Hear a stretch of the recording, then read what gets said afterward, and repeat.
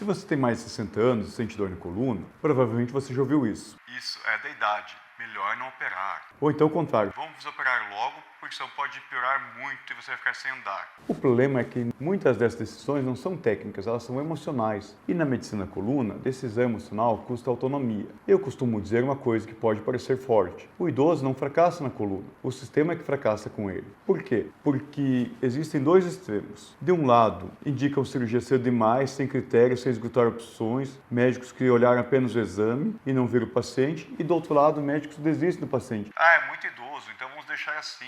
Famílias que têm medo da cirurgia por conta da idade, e esses dois erros têm a mesma origem, o medo. O medo de operar e o medo de não operar. E isso não é só um comportamento médico, é um comportamento social. Isso é biologia. O cérebro humano não foi feito para decidir bem, foi feito para sobreviver. Ele usa atalhos mentais, as chamadas heurísticas. E uma das mais fortes é a aversão à perda. A gente tem que evitar o risco imediato, mesmo que isso leve a um prejuízo maior lá na frente. Mas na prática, isso acontece assim. O médico pensa: se operar e complicar, é um problema grave para mim. Entretanto, ele não pensa em cuidar do paciente, ele evita operar só pensando em se livrar de um problema. Mas o que não é dito é o seguinte: não operar também é uma decisão. E muitas vezes é uma decisão pior do que correr o risco. Pode acabar custando mais caro para o paciente e para a família. Então pensa comigo. Um idoso que começa a perder mobilidade, que para de dar direito, que sente dor todos os dias, se nada é feito, ele perde força, perde independência, perde autonomia, e está no fim da vida e fica com aquele medo de fazer qualquer coisa. E isso não aparece como complicação cirúrgica, mas é uma complicação da decisão.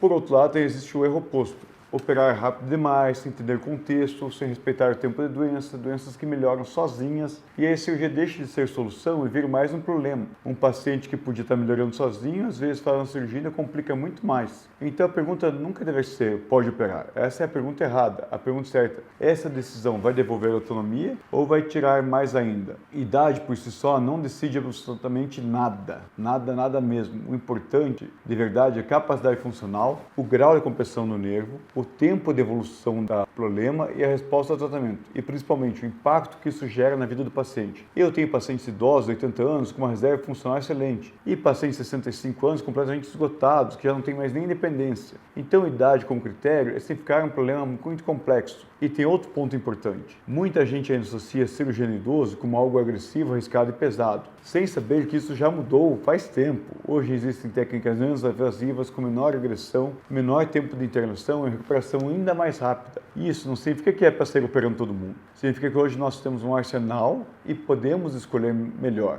Temos mais critérios para escolher nosso paciente, porque no final, o maior erro não é operar e também não é deixar de operar. O maior erro é decidir sem critério. Então, nós médicos temos que ter mais critérios, senão a IA vai nos substituir com facilidade. Pois a gente usar a idade como desculpa ou como indicação é muito fácil, mas na coluna do idoso, a verdade toda é que nós precisamos menos pressa e mais critério, e isso salva a vida mais que qualquer técnica, pois idade não é diagnóstico e decisão boa não tem idade. Existe inteligência clínica e não inteligência artificial.